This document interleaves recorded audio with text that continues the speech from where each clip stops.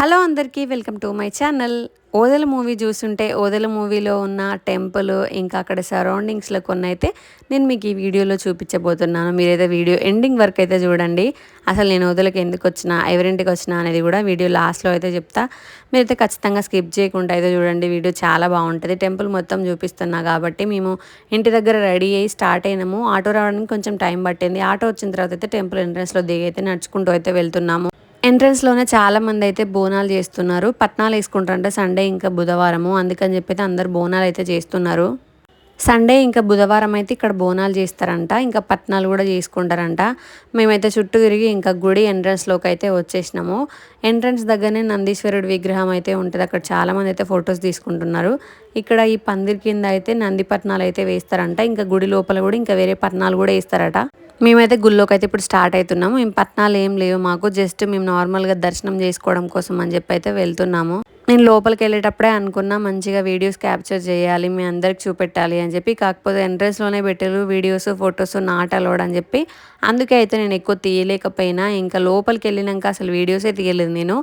కొంచెం లైన్లో నిలబడ్డప్పుడు తీసిన. ఇంకా తర్వాత దర్శనం అయిపోయిన తర్వాత అయితే మేము బయట కోసేపు కూర్చొని అయితే కొబ్బరికాయ అయితే తింటున్నాము.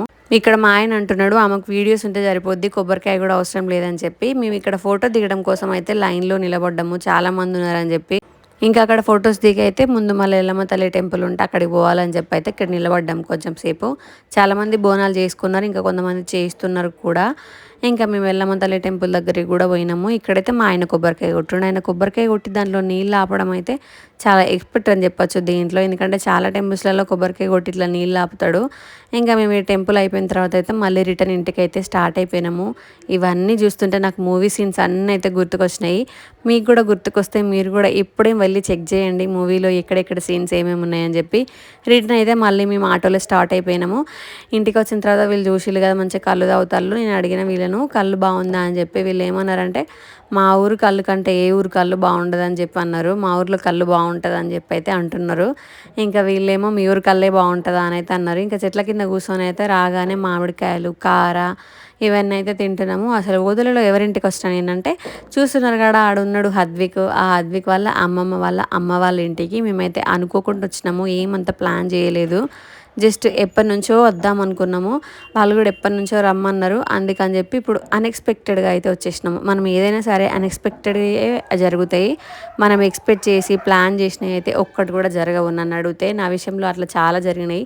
నేను చాలా ప్లాన్ చేసిన అట్లాంటివి ఏం జరగలేదు. ఒక నా పెళ్ళి తప్ప మిగిలినవన్నీ ప్లాన్ చేయకుండానే జరిగినాయి.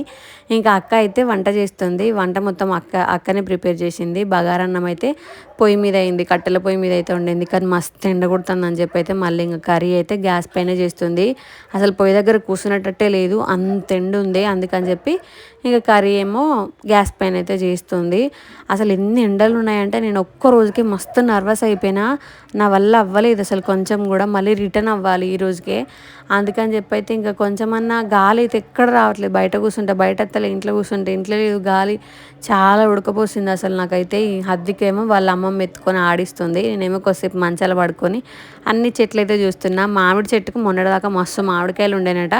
ఇప్పుడు మొత్తం లూటిపోయింది. చాలామంది తెంపుకున్నారట. మేము తెంపుకుందామని చూస్తే చాలా పైన 1, 2 ఉన్నాయి. మా ఆయన తెంపిండు 1, 2.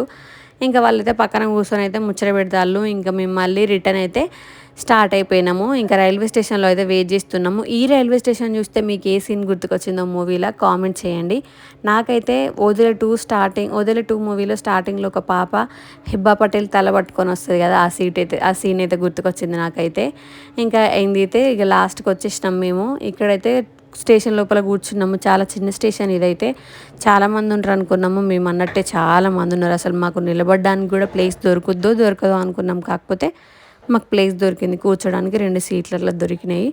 ఇంకా మేమైతే ఇద్దరం అయితే అడ్జస్ట్ అయినాము. హద్విక్ ఏమో చాలా అల్లరి చేసిండు. ఆ ట్రైన్ మొత్తంలో అసలు కొంచెం కూడా గాలి రాకుండే. మాకే గాలి రాలేదంటే ఇంకా ఆయనతో రాలేదు.